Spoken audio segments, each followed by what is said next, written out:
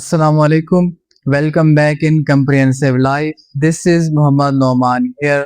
आज हम क्लास 9 के बायोलॉजी से थर्ड चैप्टर से नेक्स्ट लेक्चर का आगाज करने जा रहे हैं, जिसका नाम है साइटोस्केलेटन। पिछले लेक्चर में हमने न्यूक्लियस को डिटेल से डिस्कस किया था और इस लेक्चर में हम साइटोस्केलेटन को डिटेल से पढ़ेंगे अकॉर्डिंग टू क्लास 9। तो बगैर वक्त ज़ाया किए चलते हैं अपने टॉपिक की जानिब। तो जैसा कि पहले की तरह अब मैं आपको इसको लफ्जी इसका मतलब समझते हैं कि साइटोस्केलेटन का लफ्जी मतलब क्या है। तो लफ्ज ये दो लफ्ज से मिलकर बना है, एक है साइटो और एक है स्केलेटन।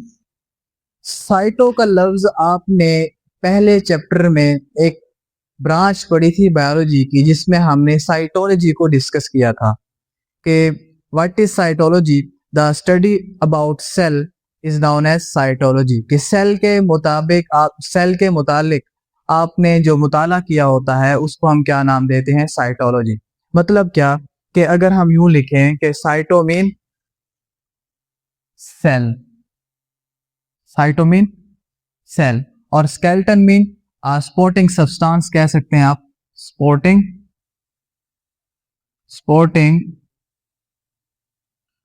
सब्सटेंस। मतलब कोई भी शय जो भी किसी चीज को क्या करेगी, सपोर्ट करेगी। जैसे कि स्केलेटन से मुराद आप क्या लेते हैं उर्दू में, हम एक लफ्ज लिखते हैं ढांचा। के साइटोस्केलेटन मतलब सेल का एक ढांचा। जैसे कि आपको मैं एग्जांपल के जरिए समझाता हूँ कि हमारी पूरी बॉडी का एक स्केलेटन है, ढांचा है, जिसकी बेस पे मैं अब आपके सामने इस वक्त खड़ा हूँ अपनी हड्डियों पर। मतलब जो मेरी हड्डियां हैं वो मेरे जिस्म का क्या है, एक स्केलेटन है। ऐसे ही सेल का भी स्केलेटन होगा। सेल की भी आप यूं समझ लें हड्डियां होंगी जो सेल को मजबूती देंगे, जो कि सेल को सपोर्ट करेंगी ताकि सेल अपने सही तरह से फंक्शन को परफॉर्म कर सके। तो इधर भी ऐसे ही है कि जो साइटोस्केलेटन है मतलब जो सेल के अंदर जो सेल का एक ढांचा है जो कि सेल को सपोर्ट प्रोवाइड करेगा, इसको हम क्या कहते हैं, साइटोस्केलेटन कहते हैं। एक नेटवर्क है, इसमें छोटी छोटी ट्यूब्स होती हैं, धागे नुमा फिलामेंट्स इसके अंदर होते हैं जो कि सेल को मजबूती देते हैं। ठीक है, तो इसका मतलब अगर आप फंक्शन की बात करें, इसका जो फंक्शन होगा, मेन फंक्शन को अगर हम देखें, साइटोस्केलेटन का फंक्शन को डिस्कस करें तो इसका मेन फंक्शन यही होगा, इसका मेन यही होगा कि ये क्या करेगा, सपोर्ट द सेल। मतलब सपोर्ट क्या करेगा, किस चीज को सपोर्ट करेगा, support cell and other organelles, जो भी इसके अंदर मौजूद और ऑर्गेनेलीज होंगी। जैसा कि हमारे पास माइटोकॉन्ड्रिया हो गया, हमारे पास प्लास्टिड हो गया, राइबोसोम्स हो गया, गोल्जी अपरेटस हो गया, वेसिकल्स हो गए, बहुत सी ऐसी चीजें हैं जो कि सेल के अंदर पाई जाती हैं। ये उनको भी सपोर्ट देगा और इसके अलावा ये सेल को भी सपोर्ट देगा। तो ये तो हो गया इसका मेन फंक्शन। तो अगर हम आगे देखें तो इसकी तीन हिस्से हैं साइटोस्केलेटन के।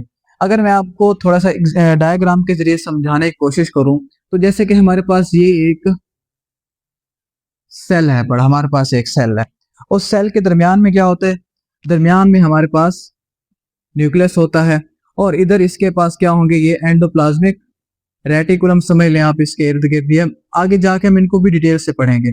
और किसी जगह इसके वैक्यूल पड़े होंगे, कहीं पे छोटे छोटे राइबोसोम्स होंगे इसके अंदर, और इसके अलावा कहीं पे ये माइटोकॉन्ड्रिया इसके अंदर पाया जाएगा। माइटोकॉन्ड्रिया हो सकता है और भी बहुत सी चीजें, जैसे कि गोल्जी अपरेटस हो गया हमारे पास इसके अंदर, वो भी इसमें अंदर पाया जाएगा। तो मतलब इनको सपोर्ट देने के लिए जो इस्तेमाल होते हैं इसके अंदर ट्यूब्स या फिर माइक्रोफिलामेंट्स, उन माइक्रोफिलामेंट्स और ट्यूब्स को हम क्या नाम देते हैं, साइटोस्केलेटन का। तो मतलब क्या, जो ये वाले हमारे पास माइक्रोट्यूब्यूल्स हैं जो मैंने आपको यहाँ पे नाम भी लिखे हुए हैं, वो मतलब जैसे कि रॉड, जैसे कि ये ऐसे इसके अंदर ये इस शक्ल में ये मौजूद होती हैं जो कि क्या करती हैं, सेल को मजबूती देते हैं। ऐसे ये इस तरह से इसके अंदर पाई जाती है ताकि सेल सही तरह से अपने आप को सपोर्ट करके अपने फंक्शन को परफॉर्म करे। तो इसकी फिर 3 टाइप्स हैं हमारे पास, या 3 हिस्से हैं इसके। साइटोस्केलेटन के। तो मतलब क्या कि साइटोस्केलेटन के यहाँ पे 3 पार्ट्स हैं, 3 हिस्से हैं हमारे पास। पहले हिस्से का जो कि मैंने वहां पे भी नाम लिखा हुआ है माइक्रोट्यूब्यूल्स, इसको कहते हैं। पहले हिस्से का नाम है माइक्रोट्यूब्यूल्स। दूसरे हिस्से को हम कहते हैं माइक्रोफिलामेंट्स।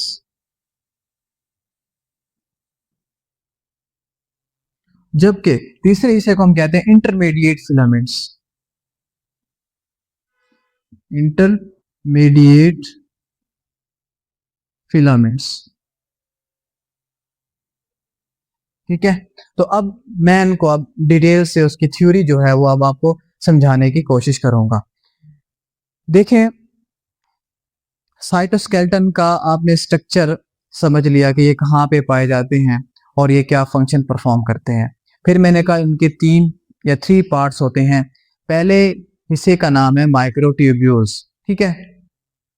अब जो माइक्रोट्यूब्यूल्स जो होगी इसके अंदर, माइक्रोट्यूब्यूल्स जो होगी वो होलो होगी, मतलब जैसे एक पाइप नहीं होता एक जो कि अंदर से खोखला होता है, तो ये भी ऐसे होती है जैसे कि आप यूं समझ लें जैसे कि एक रॉड, जैसे सॉरी रॉड ना समझे आप, कि जैसे पाइप होता है जो कि अंदर से खाली हो, जैसे कि ये अंदर से क्या होगी, ये ऐसे लाइक दिस, ये इस तरह से होंगे माइक्रोट्यूब्यूल्स, होलो होंगे और ट्यूबुलेंट प्रोटीन से मिलके ये बना होता है। ये इसकी क्या होगी, कंपोजिशन हो गई।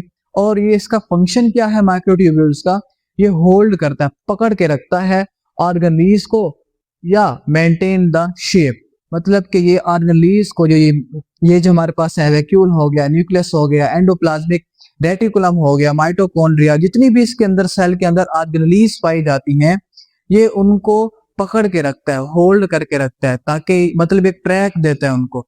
और इसके अलावा ये सेल की शेप को मेंटेन रखता है कि सेल अपनी शक्ल बिगाड़ ना दे, ठीक है। और इसके अलावा और इसके अंदर ये जो माइटोटिक स्पिंडल फाइबर होते हैं, जो कि आगे हम जाके पढ़ेंगे सेंट्रियोल्स में, जैसे कि जब सेल डिवाइड होता है तो उसमें ना स्पिंडल फाइबर होते हैं, जैसे कि आपको मैं समझाने की कोशिश करूं। एक तरफ सेंट्रियोल होगा, एक सेंट्रियोल, और एक तरफ दूसरा सेंट्रियोल होता है जिनको हम सेंट्रोसोम बोलते हैं। आगे डिटेल में डिस्कस करेंगे इनको हम। और दरमियान में हमारे पास होता है क्रोमोसोम्स। क्या होता है, हम यहाँ पे क्रोमोसोम्स होते हैं, सॉरी, यहाँ पे भी हमारे पास क्या होगा, क्रोमोसोम्स होगा, और यहाँ पे भी क्रोमोसोम्स होगा, यहाँ पे भी क्रोमोसोम्स होगा हमारे पास, और यहाँ पर भी। जब सेल डिवाइड होता है तो यहाँ से ना कुछ धागे निकलते हैं, धागे ऐसे, ये धागे जो कि इन क्रोमोसोम को अपनी तरफ से खींचते हैं। जब ये क्रोमोसोम को अपनी तरफ से खींचते हैं तो ये क्रोमोसोम जो होते हैं ये दरमियान से अलग अलग हो जाते हैं। तो ये जो धागे हैं, धागे, इनको हम बोलते हैं स्पिंडल फाइबर। स्पिंडल फाइबर्स का नाम देते हैं। वो भी किस चीज से मिलके बने होते हैं, माइक्रोट्यूब्यूल्स से मिलके बने होते हैं, जिसमें प्रोटीन कौन सी इस्तेमाल हो रही होती है, ट्यूबुलेंट प्रोटीन।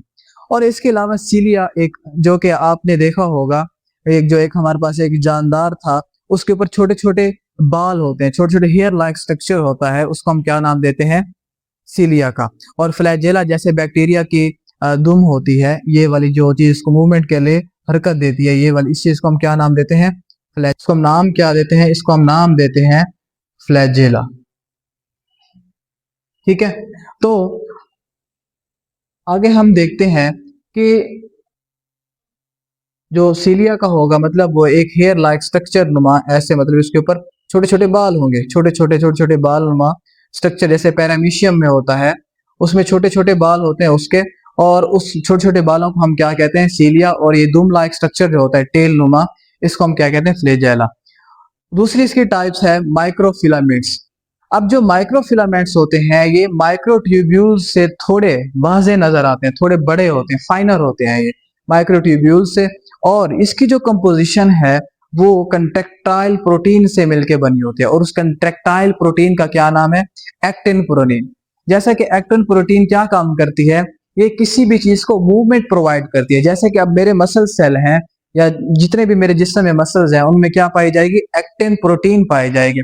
कंट्रेक्टाइल प्रोटीन मतलब क्या, कि जैसे अब मैं अपने ये इस बाजू को मूवमेंट करा रहा हूं, तो इसके पीछे वजह कौन है, इसके पीछे वजह माइक्रोफिलामेंट्स के अंदर मौजूद कंट्रेक्टाइल प्रोटीन मतलब के एक्टिन है। अब वही बात होगी कि ये क्या परफॉर्म करती है, फंक्शन इसका क्या है, सेल को ये क्या देती है, मूवमेंट प्रोवाइड करती है, जैसे कि कंट्रैक्शन ऑफ मसल सेल या फिर crawling of white blood cell के आहिस्ता आहिस्ता जैसे व्हाइट ब्लड सेल की मूवमेंट होती रहती है। ये इसकी दो टाइप्स होगी। और तीसरी इसका जो तीसरा हिस्सा है, ये टाइप्स समझ लें, वो है इंटरमीडिएट फिलामेंट्स। अब जो इंटरमीडिएट फिलामेंट्स होते हैं ये रॉड लाइक होते हैं, रॉड लाइक, जैसे एक रॉड होता है ये उस तरह के ये पाए जाते हैं, रॉड लाइक, ठीक है। ये होलो नहीं होते, ये रॉड लाइक होते हैं। ये बिल्कुल ये सेल को अंदर अंदर होते हैं, अंदर जैसे आप लेंटर डालते हैं और उसके अंदर सरिया डाल देते हैं, तो ये भी तकरीबन उसी किस्म का ही फंक्शन परफॉर्म कर रहे होते हैं और उसी शक्ल जैसे दिख रहे होते हैं और रॉड लाइक होते हैं। और इसकी जो कंपोजिशन है वो भी दो प्रोटीन से मिलकर बनी होती है, एक होता है केराटिन और एक होती है विमिंटिन। विमिंटिन प्रोटीन से ये मिलकर ये इंटरमीडिएट जो फिलामेंट्स होते हैं ये बनते हैं और इनका फंक्शन जो है ये थोड़ा सा उनसे अलग है। ये जो बेसिकली सबसे ज्यादा ये न्यूक्लियस को पकड़ के रखते हैं, ठीक है, ये न्यूक्लियस को पकड़ के रखते हैं और जो बाकी अदर ऑर्गेनीज होंगी ये उनको भी होल्ड करके रखते हैं और ये सेल जंक्शन का काम करते हैं। अब सेल जंक्शन क्या है, जैसे कि हमने पहले भी इसके बारे में थोड़ा बहुत डिस्कस किया हुआ है कि जैसे आप यूं समझ लें कि सेल जंक्शन कि ये एक सेल है हमारे पास, यूं समझ लें ये एक सेल है और इसके साथ एक दूसरा सेल है। ये जो इंटरमीडिएट फिलामेंट्स हैं ये इसके दरमियान सेल जंक्शन का काम करेंगे, ऐसे कि इसको मजीद सपोर्ट प्रोवाइड करेंगे, ठीक है। जैसे कि आप यूं देख लें, जब आप एक ईंटों से दीवार बनाते हैं तो ईंटों की दीवार जब बनाते हैं तो एक ईंट और दूसरी ईंट के दरमियान सीमेंट लगाते हैं तो जिससे दीवार मजबूत हो जाती है। तो ये जो इंटरमीडिएट फिलामेंट्स हैं इसके अंदर जो प्रोटीन है केराटिन और विमेंटिन, ये भी वैसा ही सीमेंट का काम करती है जिससे एक सेल जो है एक दूसरे से बिल्कुल मजबूती के साथ जुड़े होते हैं, ठीक है। तो ये सेल जंक्शन का भी यहाँ पे फंक्शन परफॉर्म करती है। तो ये था आज का हमारा लेक्चर जिसका नाम था साइटोस्केलेटन। साइटोस्केलेटन में हमने उसकी डेफिनेशन को डिस्कस किया और उसके 3 पार्ट्स को डिस्कस किया, जिसका नाम ये है कि उसमें माइक्रोट्यूब्यूल्स थी, माइक्रोफिलामेंट्स थे और इंटरमीडिएट फिलामेंट्स थे। तो उम्मीद है आपको आज का लेक्चर साइटोस्केलेटन अच्छी तरीके से समझ आ गया होगा। वीडियो अच्छी लगी हो तो चैनल को लाइक, सब्सक्राइब और शेयर कर दीजिएगा। मिलते हैं नेक्स्ट वीडियो में, तब तक के लिए अल्लाह हाफिज।